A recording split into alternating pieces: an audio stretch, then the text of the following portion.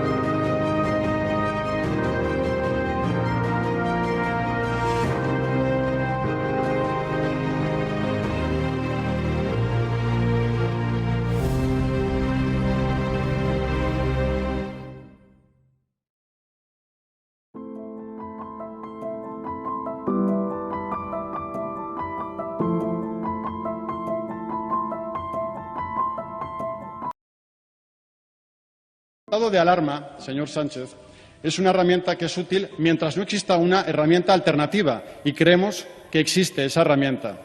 Y el estado de alarma debe dejar de existir a no ser que su Gobierno tenga en consideración el estado de alarma para poner en marcha un plan alternativo de Gobierno, usted y su socio, que sirva el estado de alarma como plancha de lanzamiento para un modelo en el que el Gobierno tiene todo el poder, se cierran los parlamentos, se ataca la propiedad privada, se interviene la economía, se ataca al Poder Judicial, se amordaza la libertad de expresión. ¿Le suena todo esto? En marzo, señor presidente, el estado de alarma era una herramienta para proteger a los españoles. Seguir haciéndolo sine die es solo una herramienta para protegerle a usted, porque está atrapado.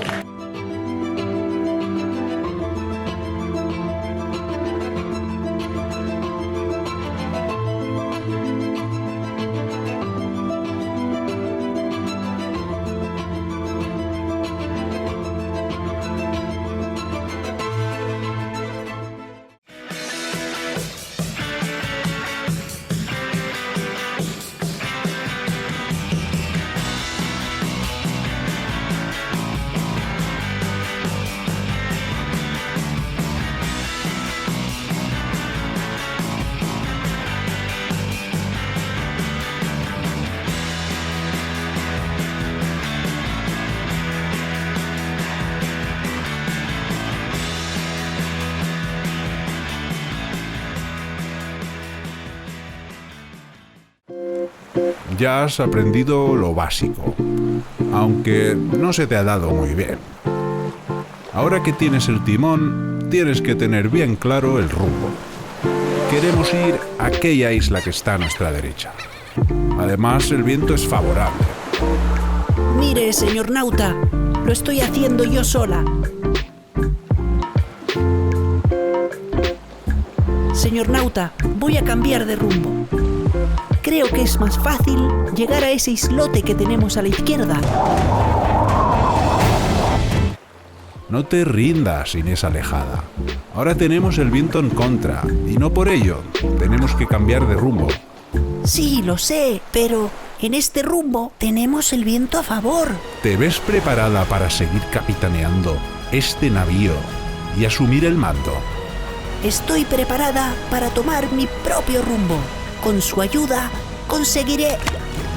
¿Señor Nauta? ¿Señor Nauta? ¡Bonjour!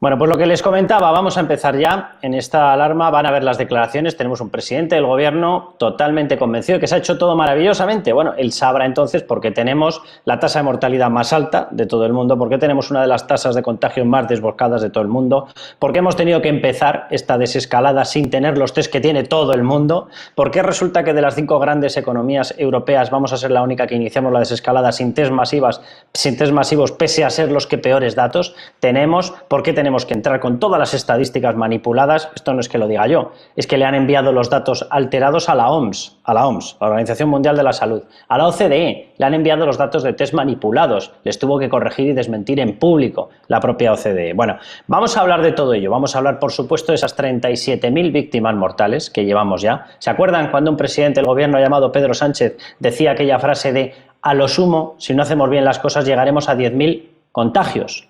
Bueno, a 10.000 contagios si no hacíamos las cosas bien. Entonces, ¿cómo el mismo presidente dice ahora que se han hecho las cosas bien con 37.000 y suma y sigue víctimas mortales? Pero bueno, vamos a empezar. Quiero presentar ya a todos los tertulianos que tenemos. Vamos a darle la bienvenida, por supuesto. ¿Cómo estás? Juan Carlos Girauta, bienvenido. Un placer tenerte aquí. Bien hallado. El placer es mío. Encantado de que estés. Luego te voy a preguntar cómo ha sido esa salida tuya. Le vamos a dedicar unos minutos para que tú te expliques con toda libertad y con toda tranquilidad. Pero déjame que le dé la bienvenida a Rosa Díez. ¿Cómo estás? Hola, ¿qué tal? ¿Cómo estamos? Encantado de que sigas con nosotros. Un placer. Y Víctor, Wall Street Wolverine. Lo mismo te digo, todo un placer. ¿Qué tal, Carlos?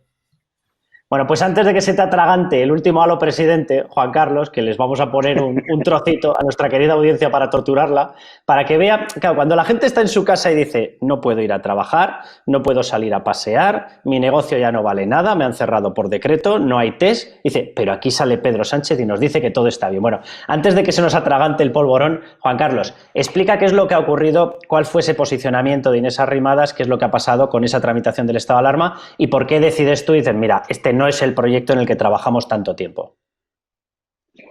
Bueno, quizá parezca exagerado decir que realmente mi abandono de la militancia es consecuencia directa de una sola decisión, pero lo es. La verdad es que fue la decisión de votar afirmativamente a la prórroga, la cuarta prórroga del estado de alarma, lo que a mí me llevó a abandonar el partido ya completamente. ¿Por qué una sola decisión puede explicar eso? Porque la decisión era demasiado grave. Tenía que ver con el aprovechamiento de un estado de excepcionalidad para cercenar las libertades y derechos de los españoles. Y porque además se dejaba de aprovechar la ocasión de poner a un gobierno autoritario contra las cuerdas y de exigirle, en una situación de tragedia nacional de unas dimensiones, en fin, tremendas, pues exigirle transparencia y explicaciones sobre actuaciones como la enorme cantidad de compras irregulares realizadas que están detrás de la altísima tasa de fallecimientos en España o de contagios de sanitarios, etcétera. Por lo tanto, el dejar pasar la oportunidad y la oportunidad de arrinconar al gobierno y el contribuir con el voto afirmativo a un estado de alarma que desde el primer día se ha aprovechado para intentar para limitar los derechos y libertades fundamentales de los ciudadanos, me parece que es incompatible con el mínimo principio liberal. Ahora os voy a preguntar a los demás. Juan Carlos, ¿tú qué hubieses votado? Yo hubiese votado no. Hubiese votado no, un no como una casa, porque detrás de los argumentos del sí había un montón de falacias. Por supuesto que sin el estado de alarma se tenían que pagar los ERTES y se habrían pagado, y en ello estaba trabajando un grupo de juristas, tal como reconoció alguna fuente del propio gobierno, por si no se aprobaba. Y por supuesto que la legislación ordinaria española, y no solo la ordinaria, también está la ley de seguridad del Estado, ¿no? Es decir, hay leyes sanitarias y hay leyes de distinta índole que permiten mantener controles sin utilizar... Es que, insisto, el problema no es el estado de alarma, porque el estado de alarma se puede y se debe usar bien. El problema es que se aprovecha el estado de alarma para tirar adelante un proyecto autoritario por parte de un gobierno donde hay personas que desean que España sea un estado asistencial. Hay personas que están deseando que España tenga un alto índice de dependientes del Estado. Y si no, no se explica la alegría demostrada por la ministra de Trabajo cuando comunicó, como si fuera una gran noticia, que más de 5 millones de personas estaban cobrando prestaciones de desempleo. Pues Juan Carlos, fíjate que yo la solución que encontraba, al 100% de acuerdo con tu argumentación, se lo quiero preguntar a Rosa, la solución que encontraba sin que se pudiese exponer al Partido Popular o a Ciudadanos a un flanco de ataque libre era que hubiesen pedido lo que realmente es esto, que es un estado de excepción, y además se modifica la tramitación y en el estado de excepción tiene que ser el Parlamento el que autorice cada uno de los puntos, con lo cual le enganchabas por determinado sitio a Pedro Sánchez. Ahora, la argumentación que haces la comparto 100%. Rosa, no sé si tú estás de acuerdo, pero evidentemente este hombre ha desbordado cualquier buena fe y cualquier actuación lícita y legal, teniendo en cuenta que tenía un estado de alarma. Bueno, no solamente ha desbordado cualquier, cualquier acción lícita y legal, como tú dices, sino que ha utilizado el estado de alarma para aquello que no está previsto, que es para ejercer abuso de poder. A ver, yo creo que quizá es que entre todos explicamos mal las cosas y la gente tiene miedo, hay mucha gente que tiene miedo y que por tanto dice, bueno, pues yo quiero que me protejan y si para protegerme tiene que haber un estado de alarma, pues que haya estado de alarma. No, es que para proteger a los ciudadanos, para proteger la salud y la vida de los ciudadanos y la economía del país, que tiene también mucho que ver con nuestra vida y con nuestra salud, el estado de alarma hoy no es necesario. No es necesario que en España exista un estado de alarma que permite al gobierno abusar del poder y, por cierto, proteger poco y mal la salud de los ciudadanos. Porque, oye, no hay más que ver a este tipo, a este mentiroso patológico que es Pedro Sánchez en su aló presidente de hoy por la mañana, diciendo, empezando por mentir, empezando por decir que a España había llegado hace 2 meses, creo que ha dicho textualmente, hace 2 meses comenzó la emergencia en España. No, hombre, no. Hace 2 meses decidisteis vosotros, gobierno PSOE-Podemos, declarar la emergencia. Pero la emergencia en España y en el resto del mundo la había declarado la Organización Mundial de la Salud a finales de enero. Y vosotros, gobierno de España, de la pareja tóxica Sánchez-Iglesias, decidisteis no hacer caso a la emergencia declarada por la Organización Mundial de la Salud.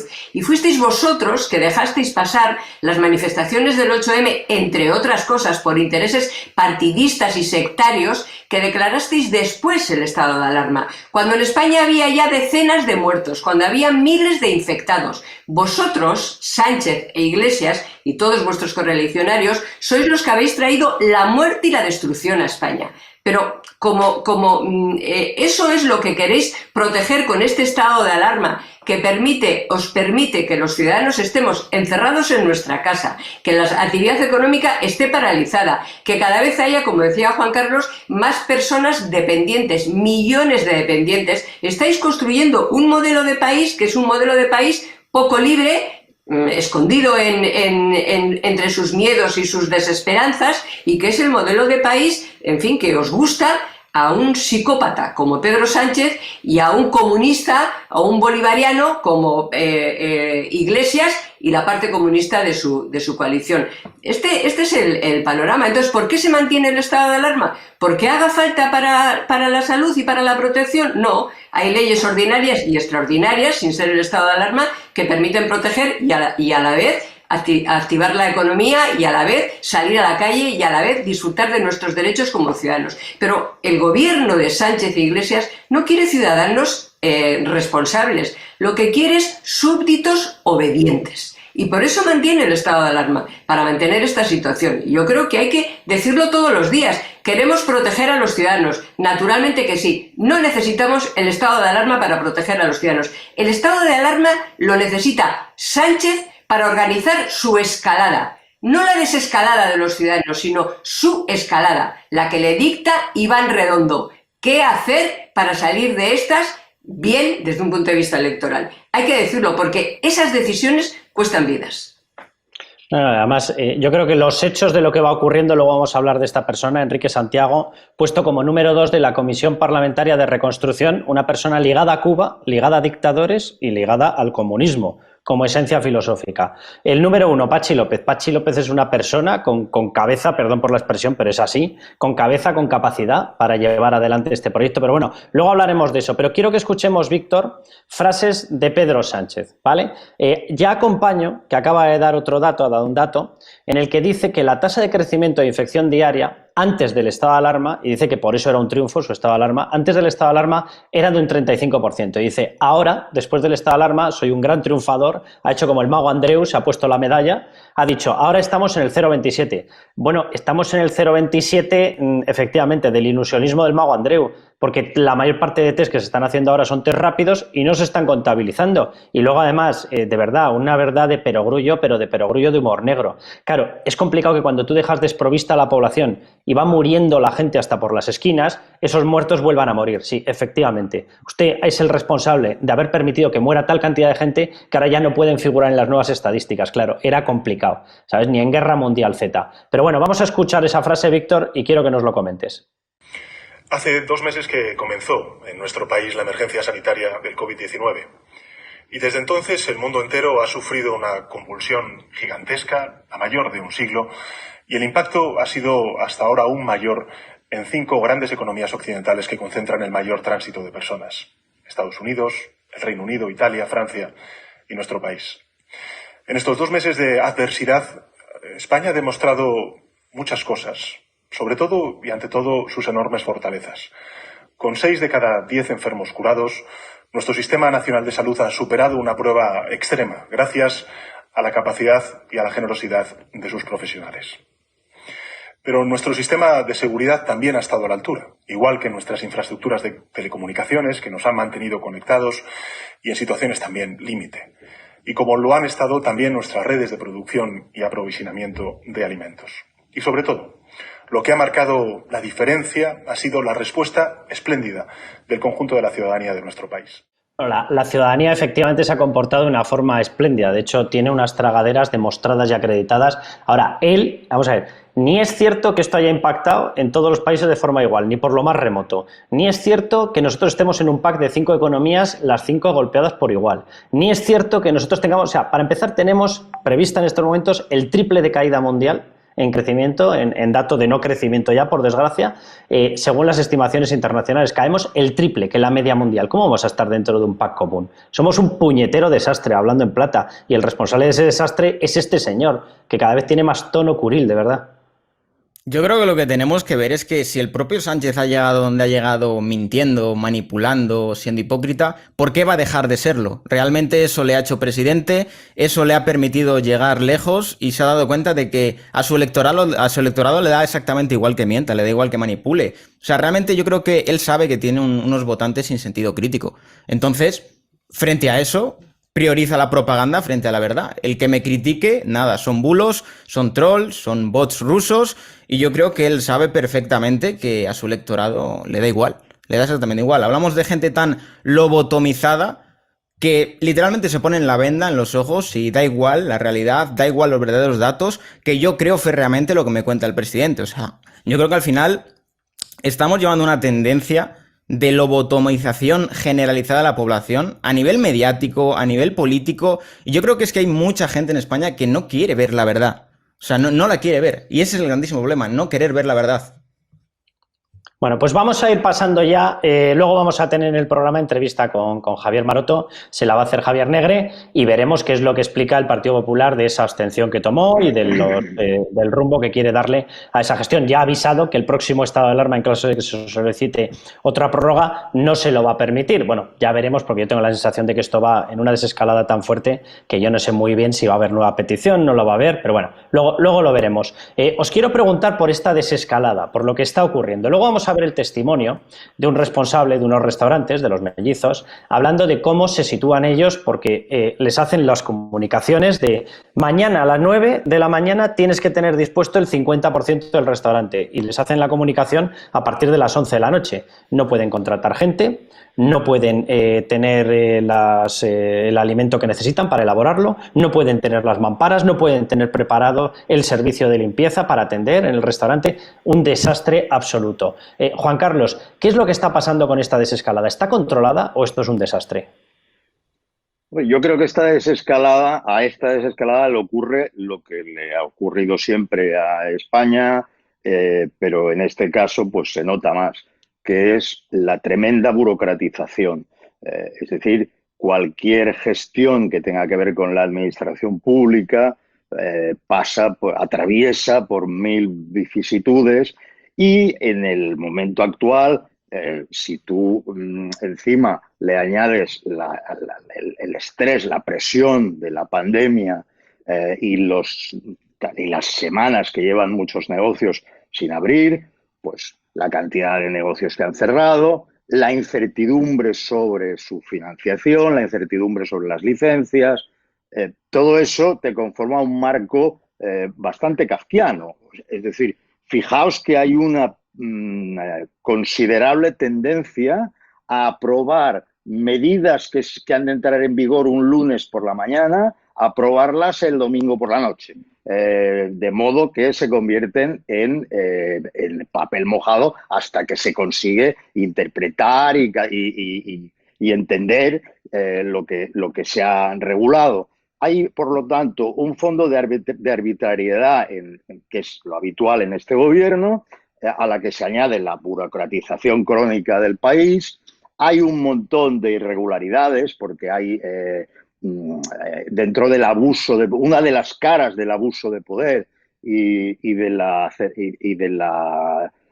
cercenación de derechos y de libertades, ha sido esta enorme cantidad de multas, centenares de miles de multas que, en mi opinión, son irregulares. Estoy convencido de que cuando vaya llegando todo esto a los tribunales, lo que se refiere a sanciones administrativas lo van a barrer directamente, y no digamos ya aquellos que se ven imputados es decir, que se ven dentro de un procedimiento penal por haber supuestamente desobedecido lo del estado de alarma, porque aquí han faltado requerimientos previos y ha faltado, en fin, previsibilidad, que es lo que exige un Estado normal y un Estado de Derecho.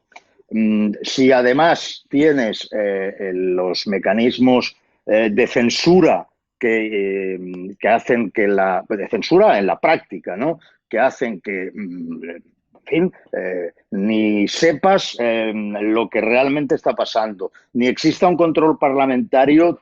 Recordemos que ha habido un mes entero sin control parlamentario. sin actividad parlamentaria en realidad en la que se pudiera contrastar. Lo que hemos tenido es unas alcaldadas permanentes con improvisaciones legislativas que luego se tenían que corregir, que llegaban a última hora. Y eso nos da la peor fórmula para combatir contra algo que se va a llevar la economía española por delante. Es decir, pero claro, quien toma las decisiones, insisto, no tiene una visión,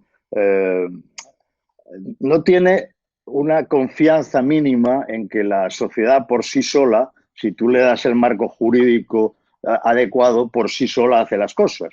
Son gente que cree en la ingeniería social y mientras se va aplicando este modelo autoritario, se administra, como se ha comentado antes, periódicamente, pues una comparecencia presidencial en la cual importa nada lo que diga, porque es palabrería hueca, son cosas, en fin, es ruido de fondo, es una música de fondo, y lo que importa en realidad es presentar a Sánchez con un tono, una actitud, una imagen, una simbología detrás, que a la gente en una situación de miedo, de mucho miedo, pues supone que le da una cierta seguridad, ¿no? Esa es la combinación fatal. Déjame que le pregunte a Rosa, porque es verdad que el Partido Socialista está centralizando esto y dice, a la fase 1 no pasa Madrid. Bueno, no pasa Madrid y no pasa, de hecho, el 49% de la población española. No sabía yo que el 49% de la población española vivía en Madrid. Debe ser este tipo de cosas que nos va descubriendo Pedro Sánchez, como lo de que Almería es limítrofe con Cádiz, ¿no? Pero voy a dar una serie de datos que hoy ha anunciado. Dice, grandes medidas científicas. El gobierno va a permitir tomar una cerveza a 50 kilómetros, irte a tomar algo, hacer una escapada a 50 kilómetros, pero no a la segunda residencia. Y digo yo, pero vamos a ver. Si te vas a desplazar no estás moviendo tu foco de contagio. A 50 kilómetros, si cruzas tu provincia no lo contagias, pero si vas a tu segunda residencia sí. No sé muy bien cuál es. Estoy esperando ya que salga Fernando Simón para que me lo explique, lo digo con toda la ironía desde un punto de vista científico.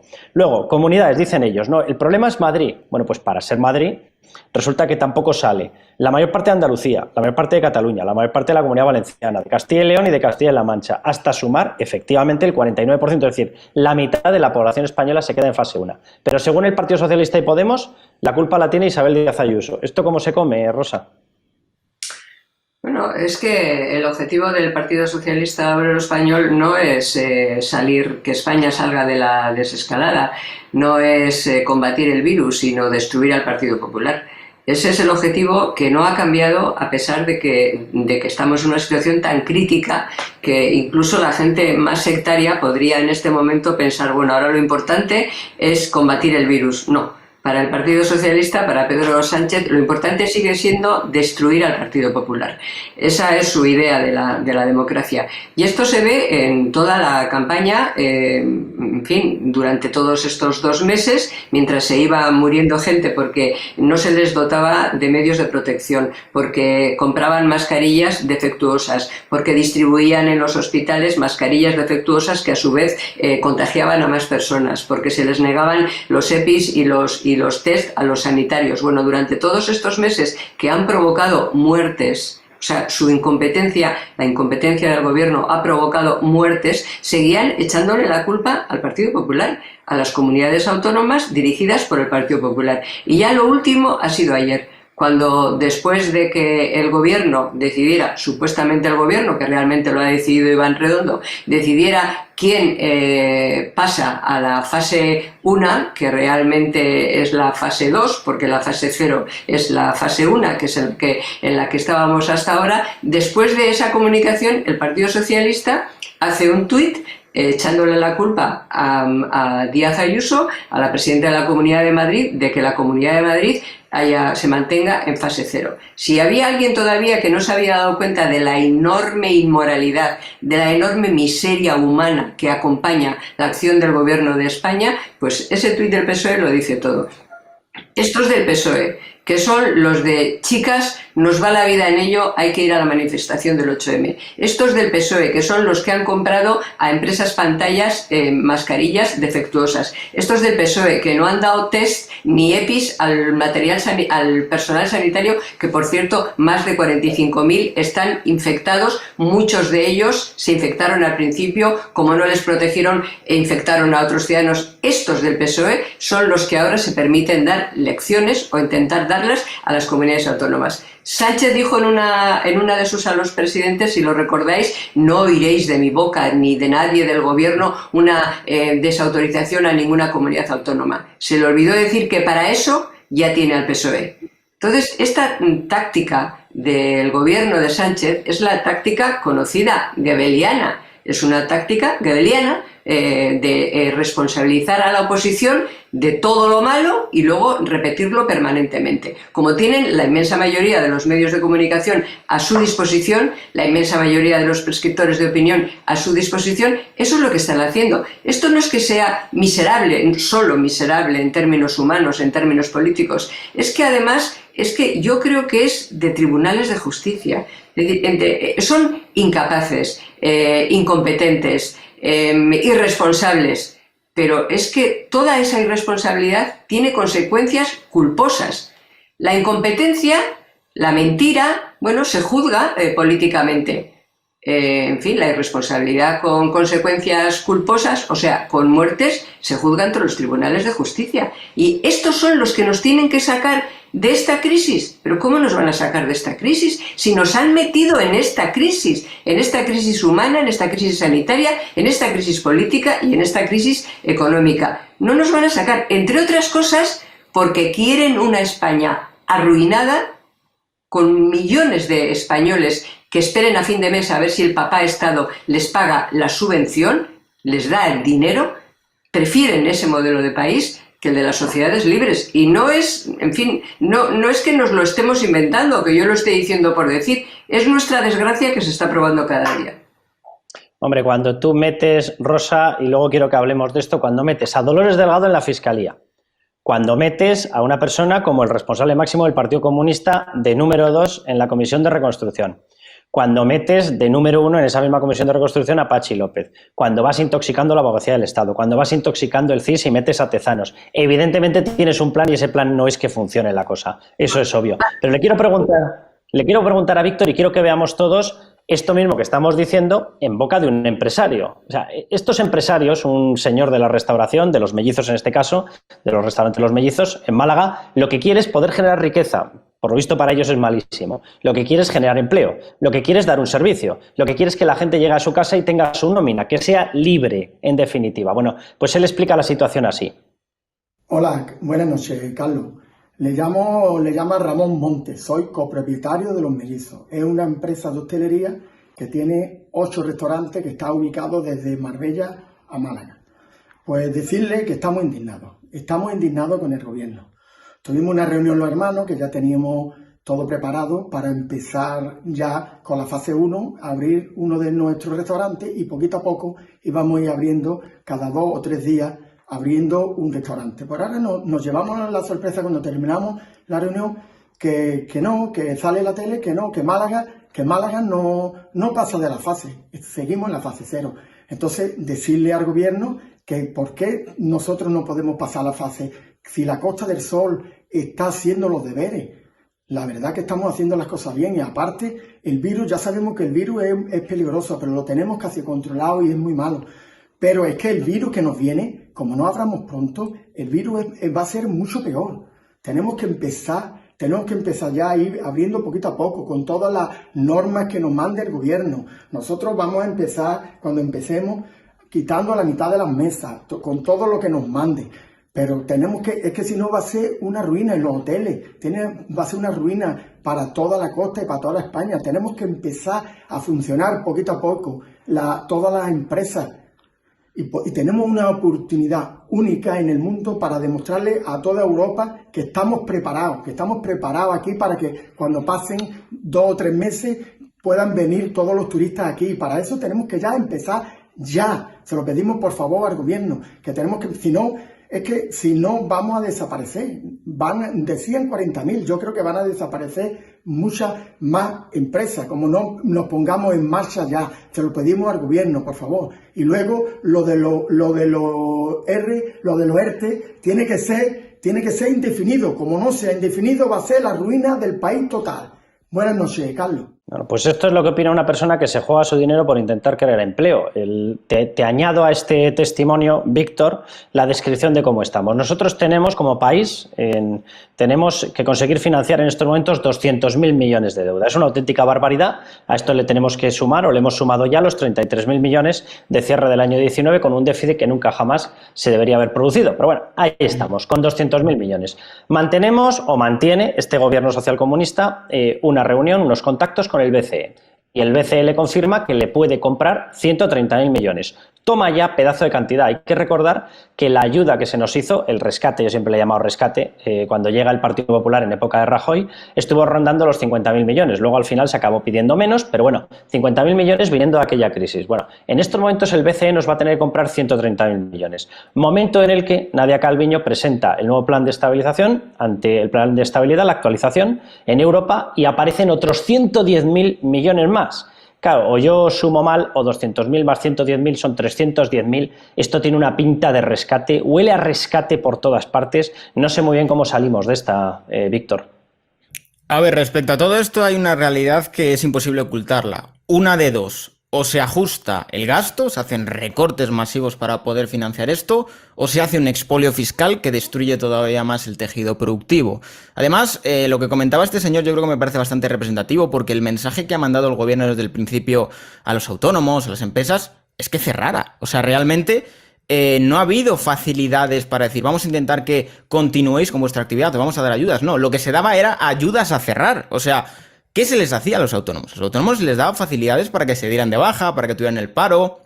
A las empresas más de lo mismo, se les impedía despedir. Y yo creo que esto es bastante representativo de la estrategia que quiere el gobierno. El gobierno quiere población dependiente.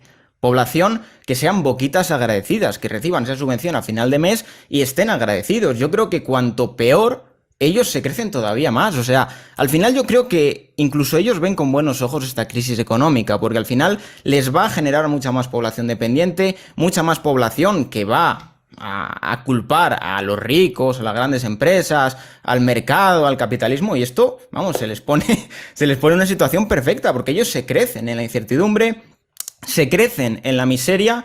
Y respecto al tema del rescate, está ahí. O sea, yo siempre he dicho que el PSOE en ningún momento se va a poner el cartel del partido de subidas de impuestos a la clase media, no se va a poner el cartel del partido de los recortes de gasto. Yo creo que la estrategia del gobierno es muy clara: gastar todo lo que se pueda para, digamos, que comprar los máximos votos posibles hasta que no se pueda hacer más y llegue el rescate. Y cuando llegue el rescate, culpar a Europa de esos recortes, culpar a Europa de esa subida de impuestos y llevar a cabo una estrategia antieuropeísta que yo creo que dentro de cierto sector en el gobierno se ve con buenos ojos. O sea, a Pablo Iglesias tú le planteas la opción de tener soberanía sobre la moneda, poder gestionar la impresión de billetes y las expansiones monetarias, vamos, y te lo compra ahora mismo. O sea, al final vamos camino de una argentinización.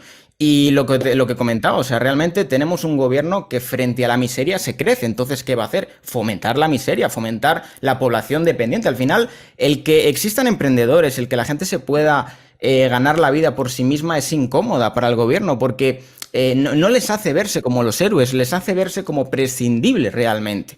Y el gobierno no puede permitir que la gente pueda ganarse la vida por sí misma, que pueda ser libre, que no dependa de votar a un partido. Ellos quieren población dependiente.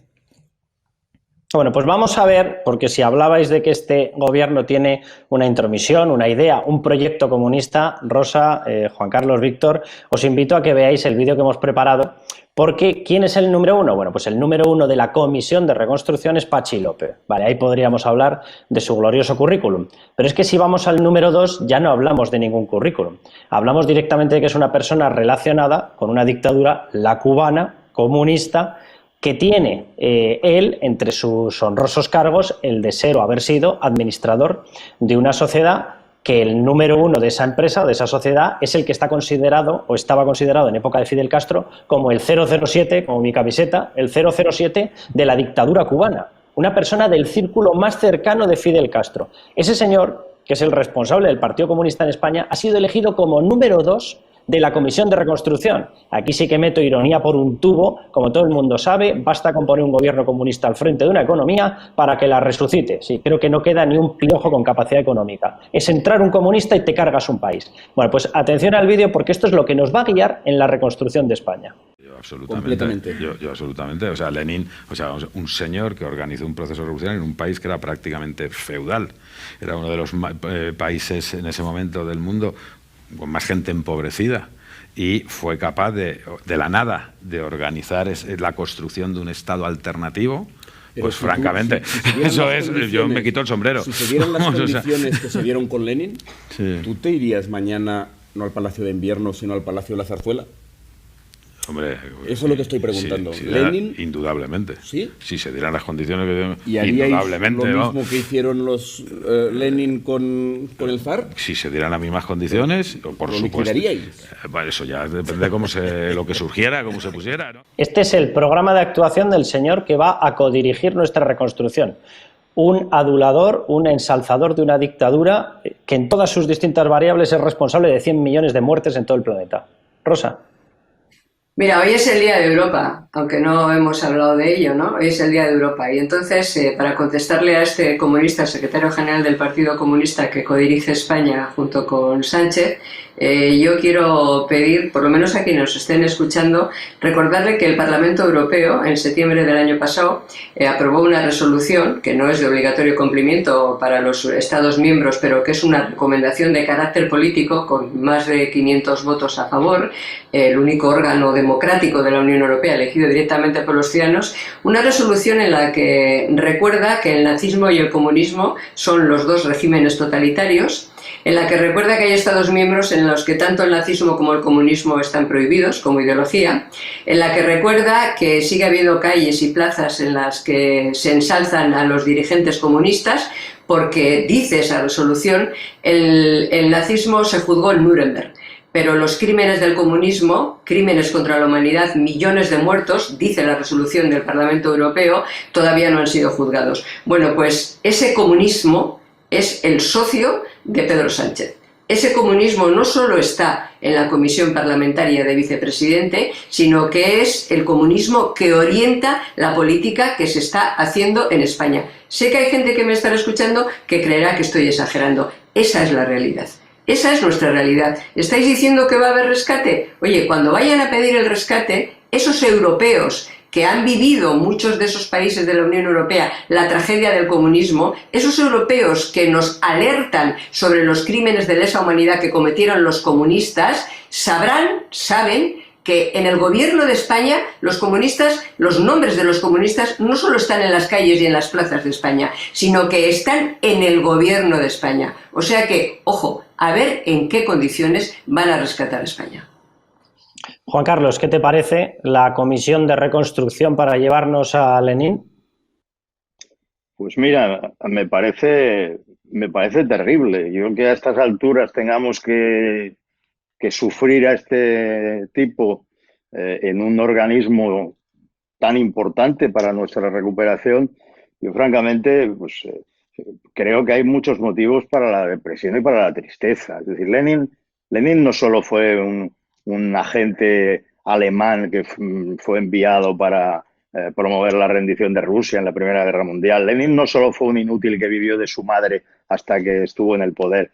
Lenin fue un asesino de masas, uno de los mayores asesinos de masas de la historia de la humanidad. Y tenemos aquí a este señor echándole flores a Lenin. Bueno, pues sí, no pasaría nada si este señor estuviera diciendo eso en la barra de un bar. Pero es que este tipo lo han puesto de número 2 de un organismo que se supone que tiene que recuperar la economía española. Vamos a ver, esto es una broma pesada. No es una broma pesada. Esto es el resultado de la indecencia profunda de Pedro Sánchez, que sabía lo que era Podemos y que sabía lo que es hoy en día el Partido Comunista de España, que no es lo que fue, no es el Partido Comunista de España de la transición, es otra cosa muy distinta. Y como lo sabía, dijo aquello en un momento de sinceridad, de que él no dormiría si tuviera esta gente en el gobierno. Yo no sé si duerme o no duerme. No sé si tiene que tomar pastillas para dormir o no las tiene que tomar. Pero que es muy consciente de haber dado cuotas de poder a unos tipos totalitarios, algunos con tan poca vergüenza como este. Hombre, yo no culpo tanto a este loco, porque hay que estar loco para salir hoy en día a halagar la figura de Lenin, como al propio Sánchez, que es quien los ha hecho unos hombrecitos y los ha puesto ahí. Pues no puedo estar más de acuerdo, porque esta historia se refiere a ello, Rosa, siempre como la pareja tóxica. Y es verdad, o sea, son exactamente lo mismo. A mí me da lo mismo que uno lo haga por tener el Falcon, por tener la Moncloa, y el otro lo haga por su ideario sectario. Me da lo mismo. O sea, el resultado para nosotros es de una culpabilidad conjunta, de una culpabilidad totalmente solidaria. Y nos llevan al desastre los dos, Víctor. Exactamente los dos. Ahora, me parece esto una barbaridad. Si comparamos con las personas que están poniendo en Italia, al frente, por ejemplo, de estas mismas comisiones de reconstrucción, se te cae el alma a los pies. O sea, gente con currículum empresarial, con experiencia a primer nivel empresarial, formativa, académica, y aquí a un adorador de dictadores y asesinos comunistas. Ese es el tío, por llamarlo de alguna manera, que va a dirigir nuestra reconstrucción. Los italianos ponen a empresarios de éxito y aquí ponemos a comunistas. Yo creo que tenemos motivos para tener miedo por el futuro de este país, porque yo he hecho muchos directos con gente de Venezuela, gente de Cuba, y todos me advertían desde hace mucho tiempo de el camino que estaba tomando este país, que era absolutamente muy peligroso. Ellos siempre me decían, en el caso de los cubanos, no, nosotros siempre decíamos que no éramos la Unión Soviética, que nunca seríamos la Unión Soviética, acabamos siéndolo. Los venezolanos siempre decían que no serían Cuba, ¿no? Que ellos tenían petróleo, que nosotros no seríamos como Cuba. Acabaron siendo, incluso peor que Cuba. Argentina también decía que no iba a ser Venezuela, iba camino de ser Venezuela. Y en España llevamos mucho tiempo diciendo que nosotros no somos Argentina, que tenemos a la Unión Europea. Y afortunadamente, porque tenemos a la Unión Europea con sus defectos, tenemos esa salvaguarda, pero si empezamos a tener un discurso antieuropeísta, esa salvaguarda desaparece. Y si Europa empieza a renegar también de nosotros, eso desaparece y realmente nos planteamos en un escenario muy, pero que muy feo, y más cuando tenemos a comunistas encargados de la reconstrucción económica de este país. O sea, hablamos de que si tú pones a un comunista al cargo del Sáhara, te generará escasez de arena, porque es que está más que comprobado. Son unas máquinas de generar miseria y es gente que se crece en la miseria. Su nicho de crecimiento es la miseria, por lo tanto, lo que buscan es la miseria. Cuanto más miseria, más población dependiente y más gente que dependerá de ti, por tanto. Entonces, ellos necesitan esclavos, quieren esclavos del sistema, quieren gente que no sea libre. Bueno, pues muchísimas gracias a los tres. La verdad que el único punto de duda sobre la estrategia que puede llevar Podemos en estos momentos es qué acabará pasando cuando tengamos que ir a la ventanilla europea a reclamar ese rescate y nos pongan el memorándum obvio y lógico, porque empiezo a pensar que esta gente busca el peor de los desenlaces. Busca que no nos lo concedan, busca una reacción social antieuropeísta, busca tener una disculpa para marcharse y busca una disculpa para implantar una Venezuela de Maduro. Porque es lamentable, si no es impensable que pusieran a este tipo de gente al frente de nada. Pero bueno, le vamos a dar ya paso a Javier Negre para que haga la entrevista con Javier Maroto. Muchísimas gracias a los tres. El próximo sábado, los que estén, los que no. Juan Carlos, ya sabes, conmigo donde tú quieras, que estoy encantadísimo de tenerte aquí. Ya sé que hay otros que te dicen, levántate del plató y vete. Pues mira, cada vez que te digan vete, vente. Le metes una N en medio y vente. Estoy encantadísimo de teneros a los tres aquí. Así que nada, le damos paso ya a la entrevista. Muchísimas gracias.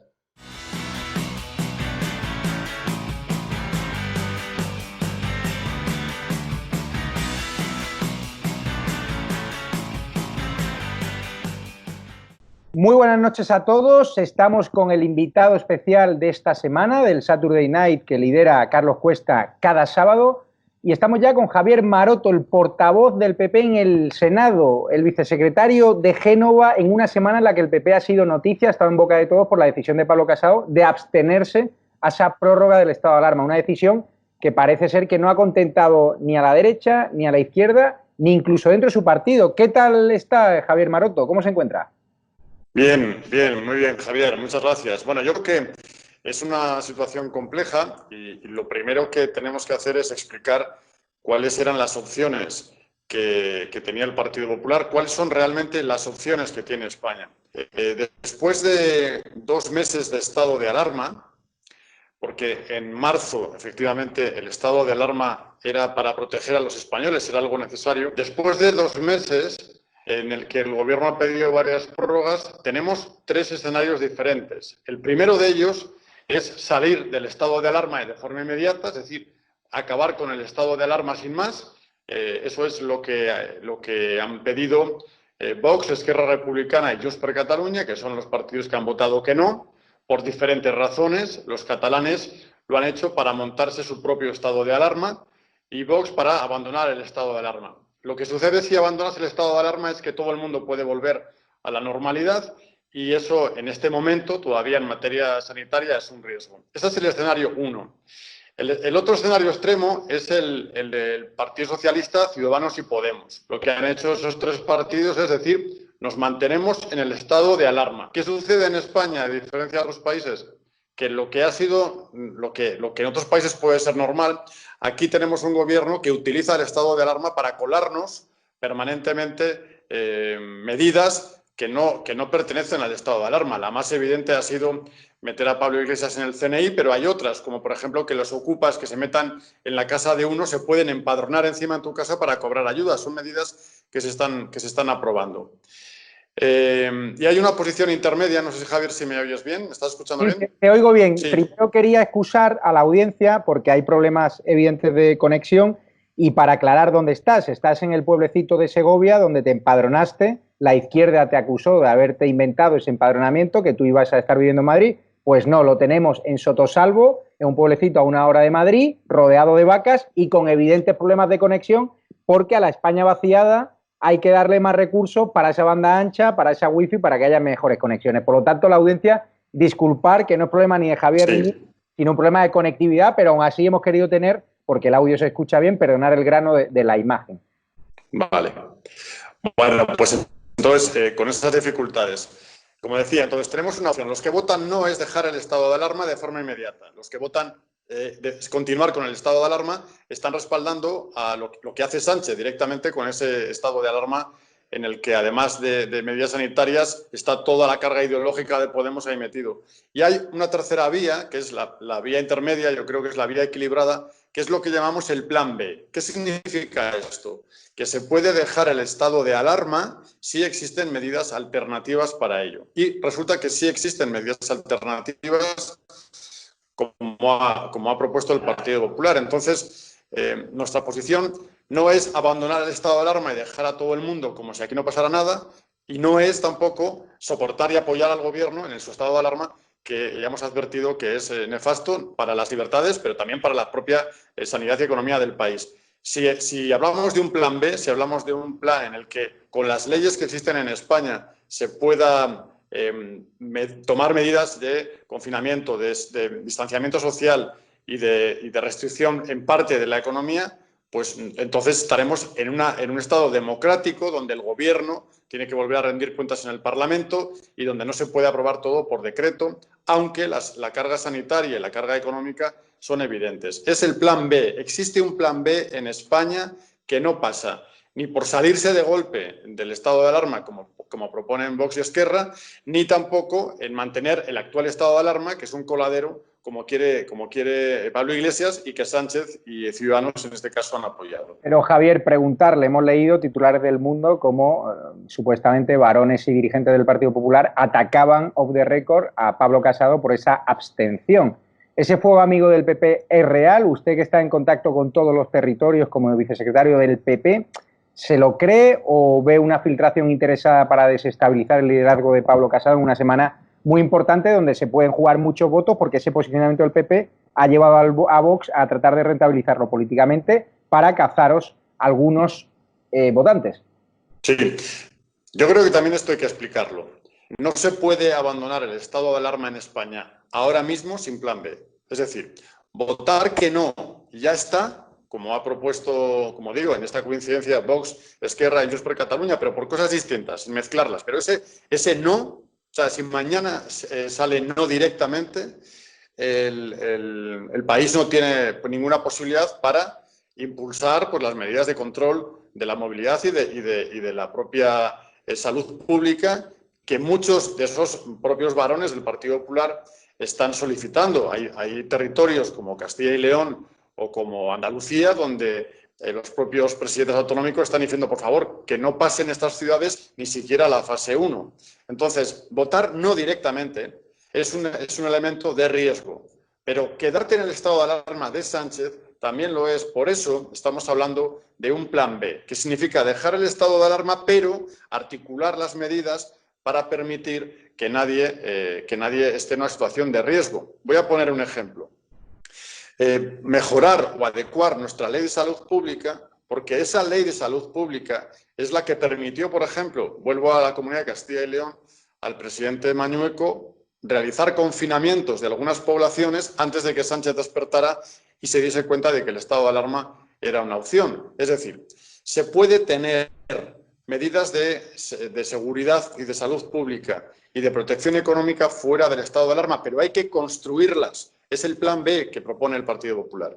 Por eso le hemos dicho a Sánchez que tiene que construirlo ya, que no va a haber más plazos, más prórrogas, pero tirar a todo el mundo por el barranco, decir que no directamente y sacar a todo el mundo de casa sin un plan B, en nuestra opinión, también tiene un riesgo. Pero claro, Javier, es contradictorio bajo mi punto de vista, porque claro, la presidenta de la Comunidad de Madrid y el vicepresidente pedían ya la fase 1 de la desescalada ya este lunes, el gobierno se ha opuesto, con lo cual la Comunidad de Madrid quiere lanzar a la gente ya a la calle y vosotros con esa abstención no os mojáis, ¿no? Por lo tanto, la posición de la Comunidad de Madrid está siendo mucho más contundente que la de Génova, bajo mi punto de vista, vamos. Bueno, también son cosas diferentes. Vamos a ver, pasar a la fase 1 no es acabar con el estado de alarma. El estado de alarma incluso prevé 4 fases, aunque las han llamado 0, 1, 2, 3, con esos nombres, ¿no? Entonces, la discusión en algunas comunidades sobre si fase 0 o fase 1 es siempre dentro del estado de alarma, pero en una fase de desescalada. O sea, no hay ninguna discusión al respecto, ningún presidente autonómico del PP, nadie del PP está pidiendo, creo que sería una irresponsabilidad, salirse del estado de alarma como si ya no pasara nada. Si tú votas que no y ese no sale directamente, todo el mundo podría salir a la calle, todas las actividades podrían abrir de nuevo, todo el mundo podría irse a la playa y podrían estar en la playa toalla con toalla. Es decir, vuelta a la normalidad absoluta. Yo creo que eso es una locura. Y entonces, ¿se puede construir un escenario en el que se quite el estado de alarma y, sin embargo, haya medidas de protección? La respuesta es sí. Le hemos llamado así de fácil plan B porque creo que se entiende. Existen medidas con la Ley de Seguridad Nacional, con la Ley de Salud Pública, medidas que pueden aplicar las comunidades autónomas en coordinación. Y luego otras medidas de carácter sanitario, como por ejemplo la adquisición de test y mascarillas para uso masivo, donde hay que recordarle a Sánchez que tiene que llamar a muchas empresas españolas que tienen la capacidad de producir test y mascarillas y están pasando el bochorno, Javier, de tener que venderlas a terceros países simplemente porque España les está ignorando. Pero, señor, y eso es un hecho también. Entonces, hay que hacer un compendio con todo eso. Pero qué cambio del lunes, donde el señor Casado dijo que a día de hoy no apoyamos la prórroga del estado de alarma, al miércoles, donde se abstuvo y, según el diario El Mundo, hubo críticas internas por parte de algún varón del Partido Popular. Es decir, esa decisión que es quedarte a mitad de camino en una España polarizada, donde parece ser ahora, si seguimos la percepción de las redes sociales y los sondeos, donde la gente en la derecha reclama contundencia y en la izquierda defienden a pie juntillas al gobierno. ¿Qué ha pasado ahí? ¿Qué pasó del lunes al miércoles y cómo se debatió en su foro interno en Génova esa decisión? ¿Fue consensuada o una decisión unilateral del presidente? Vamos a ver, la gente está harta de Sánchez, yo primero, pero la gente también tiene miedo, tiene reparos, si se quiere. Es decir, la gente quiere protección. Hay muchas personas que tienen dudas de realmente salir de su casa, aunque sea respetando las normas. Muchos padres con sus niños, personas mayores. Hay lo que se llama el efecto cabaña de mucha gente que, aunque le dejen salir, no va a querer salir, porque durante mes y medio ha estado viviendo en una historia de terror al exterior, de peligro de contagio.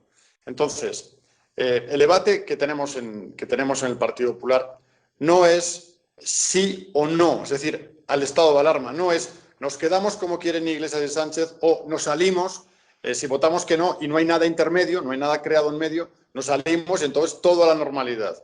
Las dos posiciones extremas son temerarias. Entonces, lo que ha advertido el Partido Popular es que, y por supuesto lo hemos cumplido, no hemos apoyado el estado de alarma. Es un toque de atención absolutamente claro al presidente Sánchez de si no hay un plan B, no se puede abandonar el estado de alarma. Pero más vale que tenga un plan B de aquí a 15 días, porque Sánchez no va a mantener esa mayoría en el Congreso.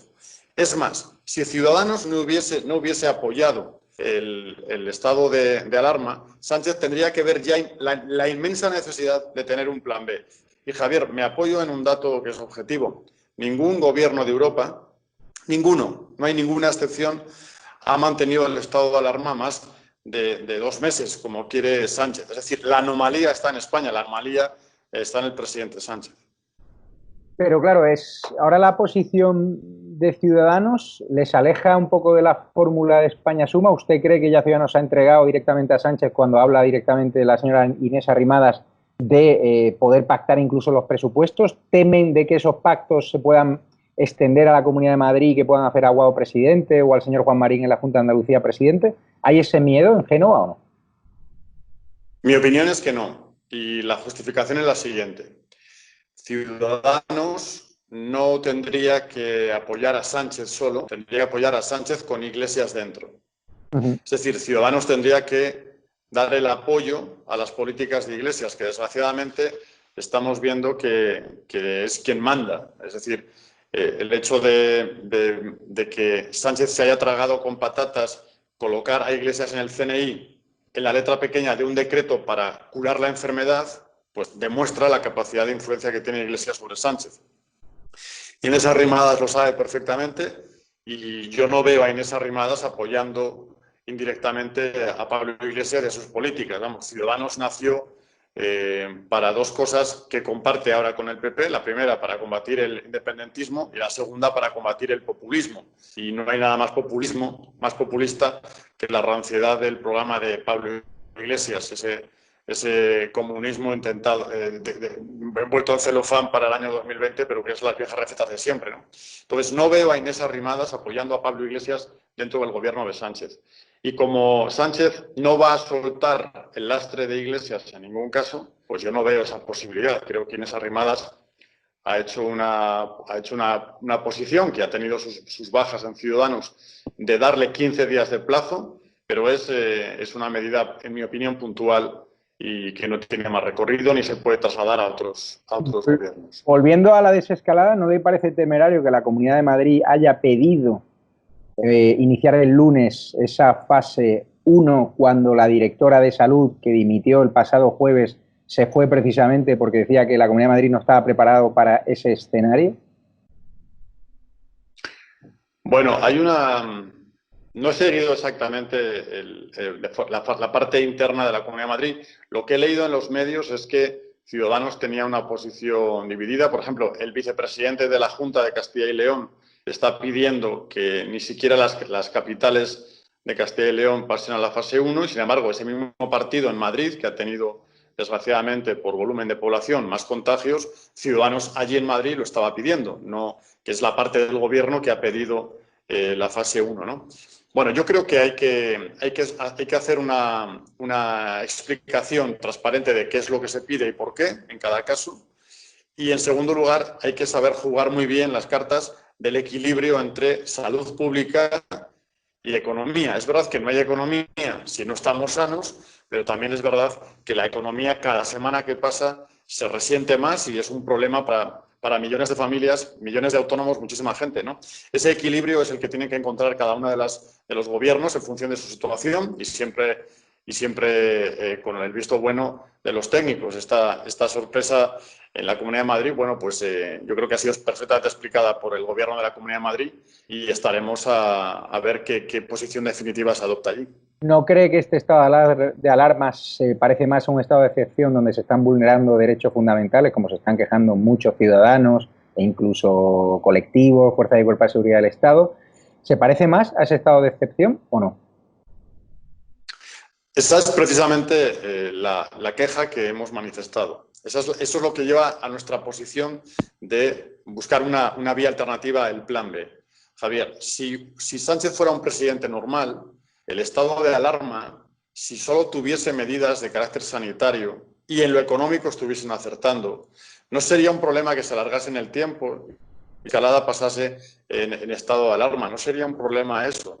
Pero en nuestro caso, en España, y con Podemos dentro del gobierno, lo que estamos viendo es que el estado de alarma es una herramienta para proteger a Sánchez en su proyecto de utilizar el estado de alarma como una lanzadera a su proyecto político. No sé si el suyo o el de Iglesias o un conjunto de ellos, pero que consiste en aglutinar todo el poder absoluto para el presidente o para el gobierno, cerrar los parlamentos, atacar a los medios de comunicación que no son de la cuerda, intervenir la economía, atacar al Poder Judicial, atacar la propiedad privada y amordazar la libertad de expresión.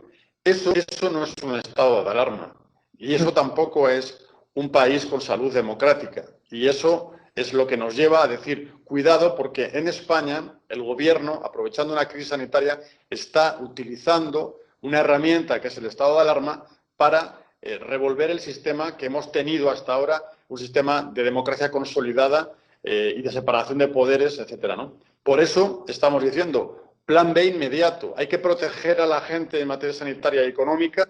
No se le puede decir mañana todos a la calle si se acaba el estado de alarma, pero no se puede tampoco estar dando alas a un Pedro Sánchez que ha utilizado el estado de alarma para esto.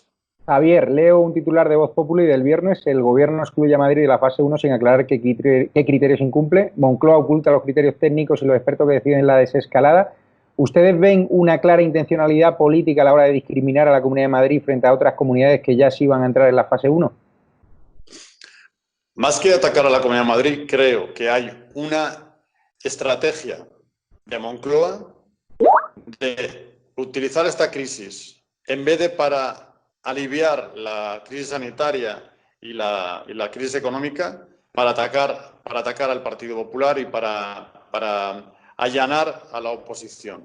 Es una estrategia que manifiesta en cada una de las reacciones que toma Sánchez. Es decir, la estrategia de Sánchez es a ver a quién le echo la culpa de lo que yo hago mal, y entonces un día sois los medios de comunicación porque no preguntáis lo que toca, porque investigáis más de la cuenta. Otro día es el presidente del Partido Popular porque le canta a las 40 en el Congreso al presidente. Y otro día es las comunidades que gobierna la oposición del gobierno, es decir, las comunidades que gobiernan el Partido Popular, porque hay que echar culpas. Entonces, el episodio más trágico desde mi punto de vista en este capítulo es de las residencias de mayores. Sánchez le encomienda a Pablo Iglesias el mando único en las residencias de mayores y después ese mismo Pablo Iglesias es el que está diciendo que los fallos en las residencias, en el cómputo de fallecidos, desgraciadamente, pertenecen a las comunidades, ¿no? Obviando que todas las comunidades autónomas han recibido la instrucción de que solo se podían contabilizar los fallecidos que hubiesen dado positivo en un test previamente. Y como el gobierno no proporciona los test, no se pueden contabilizar esos fallecidos, ¿no? Bueno, pues el mismo que pone las normas es el que después trata de limpiar su responsabilidad echando la culpa a otros. Así que lo hace con el Partido Popular porque es el líder de la oposición y porque gobierna 5 comunidades autónomas. Ustedes están apretando al gobierno en el Congreso para que saque a la luz esos acuerdos que huelen a corrupción, esos acuerdos que huelen a fraudulentos. Será la justicia los que los determine. ¿Usted cree que vamos a ver a miembros del gobierno sentados en el banquillo por esos acuerdos, por esos pelotazos que han pegado algunos intermediarios que no tenían ni siquiera experiencia en material sanitario, que nos han traído mercancía averiada, mascarillas fake? Vosotros le habéis pedido al gobierno que os aclare esos envíos, que nos han traído test no homologados, test piratas chinos y que nos han confiscado incluso material sanitario cuando las comunidades del PP, por ejemplo, habían hecho los deberes y se habían anticipado tanto en Murcia como en Andalucía como en la Comunidad de Madrid, vieron cómo su material estuvo varias semanas retenido por el gobierno. ¿Vamos a ver a ministros del gobierno, a representantes del gobierno como Fernando Simón, este que dijo que solo iba a haber un contagio, sentados en el banquillo o no? A ver, claramente hay dudas sobre la mesa tan grandes, tan flagrantes, que llevan a pensar que el Gobierno ha metido la pata si no ha metido algo más en algún ámbito de todas esas compraventas de mascarillas. Insisto en una idea que lo decía antes Javier. ¿Alguien puede explicarnos cómo es posible que el Ministerio de Sanidad, después del episodio bochornoso de comprar mascarillas falsas como verdaderas, cuando tenemos la constatación de que hay empresas españolas llamando al Ministerio para decir, oye, que soy española, que soy una empresa española, que construyo mascarillas, que me puedo agrupar con otras empresas, si es un tema de dimensión, vamos a proporcionarlas. Han recibido un desprecio por parte del Gobierno. ¿Qué interés tiene alguien en el Gobierno en que sea determinadas empresas que además producen otros que no son pues que evidentemente las muestras y pruebas que nos están dando son tan evidentes que nuestra decisión es vamos a ver cómo acaba el estado de alarma, pero no vamos a olvidar todo esto, porque esto no prescribe y naturalmente vamos a depurar todas las responsabilidades civiles y penales que se puedan derivar de todas las actuaciones del Gobierno cuando han sido negligentes o delictivas. Y en este caso parece claro que hay dudas suficientes como para iniciar una investigación. Usted ha sido alcalde de una gran ciudad como Vitoria. De hecho, yo fui vecino mientras usted gobernaba allí, si recuerda. Y resulta que usted, cuando tiene una administración pública, a la hora de contratar proveedores, supongo que pasan unos filtros, ¿no? Que usted tendrá un listado, sus funcionarios, a la hora de evaluar una empresa u otra y a la hora de saber si una empresa está preparada o no. ¿Qué ocurre en este ministerio? ¿No hay esos filtros? O sea, ¿el gobierno funciona peor que un ayuntamiento local como el de Vitoria? ¿O cómo? ¿O qué ha pasado aquí? Bueno, yo creo que no hay excusa, aunque hay algunas diferencias. En un momento de estado de alarma y en un momento de urgencia, es decir, de necesitar de una forma inmediata la respuesta y la adquisición, se pueden arbitrar procedimientos de urgencia en la adquisición. Pero lo flagrante en todo esto es que una vez observado y demostrado que todo el material estaba comprado a una empresa que no era una empresa adecuada, que no cumplía los requisitos y que el material, que es lo más importante, era defectuoso, el gobierno ha persistido en el error. Eso es lo que nos llama la atención. Es decir, más allá del procedimiento administrativo, que parece que puede haber también dudas al respecto, lo flagrante es las ganas de insistir en el error y de seguir contratando con empresas como esas, ¿no? Como digo, es una cuestión sobre la que ya hay tal base documental que yo creo que nadie va a librar en el Partido Socialista y en el Gobierno a dar las explicaciones, no solo políticas en el Congreso, sino ante la justicia seguramente, porque ya no es el PP, es que hay muchas asociaciones de profesionales que están recurriendo judicialmente, y hablo de guardias civiles, hablo de enfermeros, ante decisiones como estas. Hemos visto como el señor Fernando Simón, el gurú del gobierno contra el coronavirus, el que no hizo caso a las advertencias de la OMS ni de la organización comunitaria de la cual es asesor, que recomendaban no celebrar eventos masivos como la manifestación del 8M, ahí siguen. En Moncloa dicen, no, si es que lo puso el PP en época del perro Excalibur, que fue sacrificado, y fíjate tú la que se lió. Imagínese ahora la que se hubiese liado. Probablemente ahora mismo no estaríamos hablando si ahora usted fuese ministro y ahora mismo usted se tendría que haber ido de España. No sé si tiene esa misma percepción que yo. ¿Qué hubiese ocurrido si el PP gobernase ahora y se sabe que el ministro de Sanidad ha contratado con empresas en paraísos offshore o a empresas que venden productos eróticos y no sanitarios, ¿no? ¿Qué hubiese pasado? Pues que estarían ardiendo las sedes del PP, Javier. Eso es lo que pasaría. Y seguramente nuestras casas estarían siendo escaracheadas y, bueno, si es que hemos visto lo que sucedió en otras crisis sanitarias, efectivamente, siendo cosas diferentes y sin querer compararlas, pero para que los espectadores se puedan hacer una idea, la crisis del ébola, efectivamente, que arrojó un saldo de contagiados y fallecidos que era incomparable con este saldo de miles y miles de muertos y de contagiados, pues hubo 25 manifestaciones contra el Partido Popular en esa ocasión. Bueno, la falta de proporción del Partido Socialista es enorme, ¿no?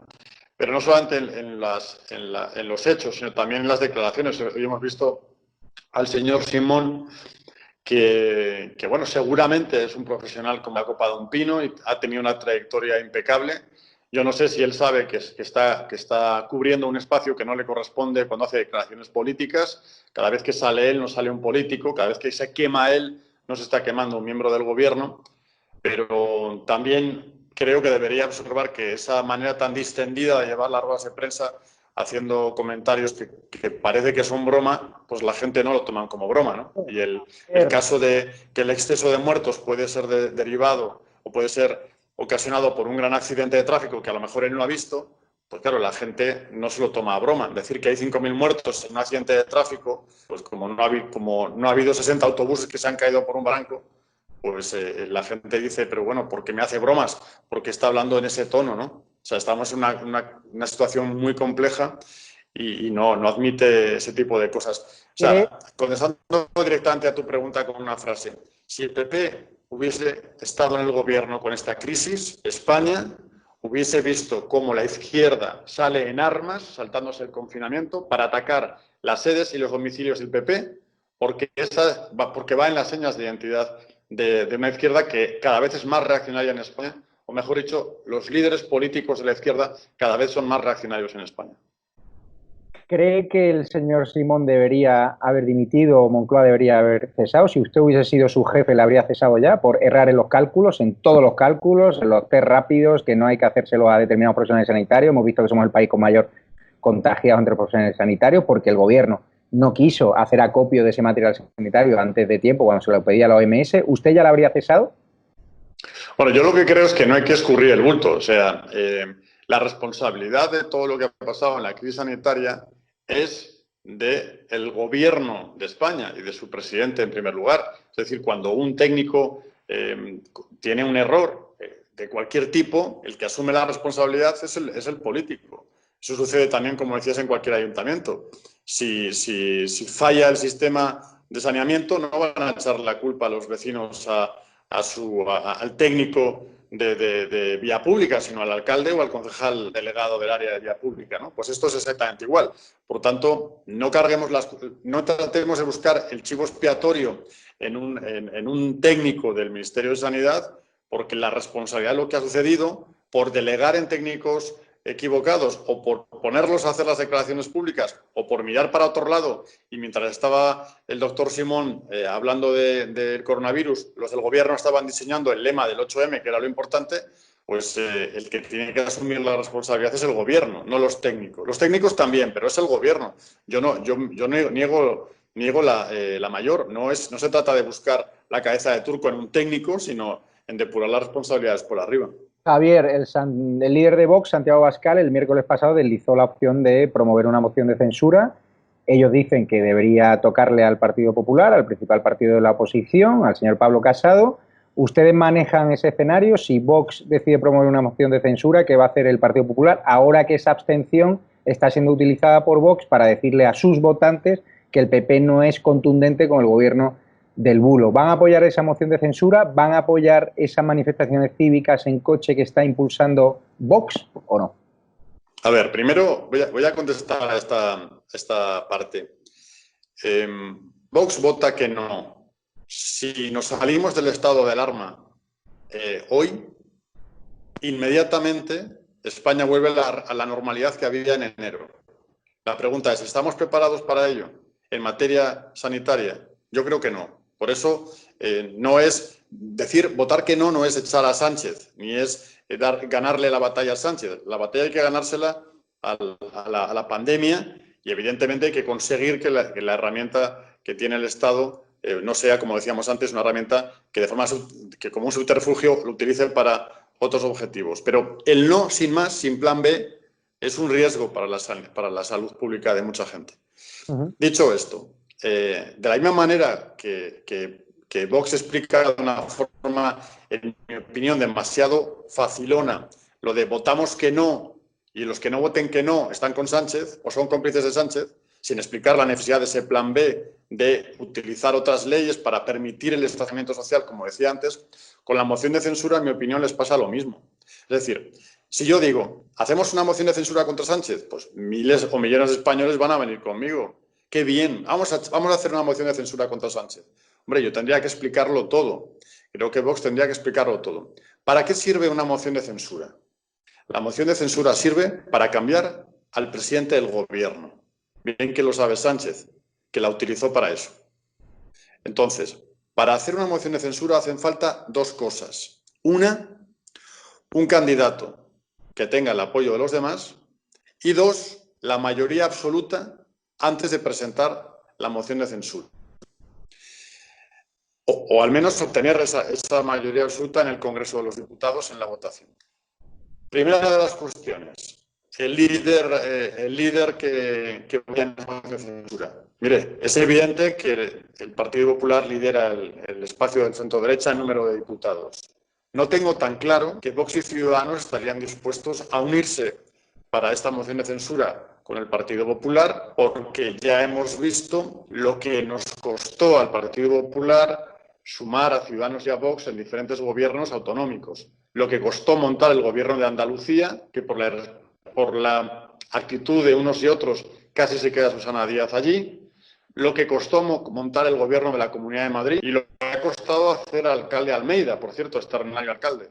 Entonces, no tengo tan claro ni siquiera lo primero, es decir, que Vox y Ciudadanos dijeran, nos sumamos. Pero lo que desde luego no tengo nada claro, porque los números son los números, es que dé la mayoría absoluta para echar a Sánchez.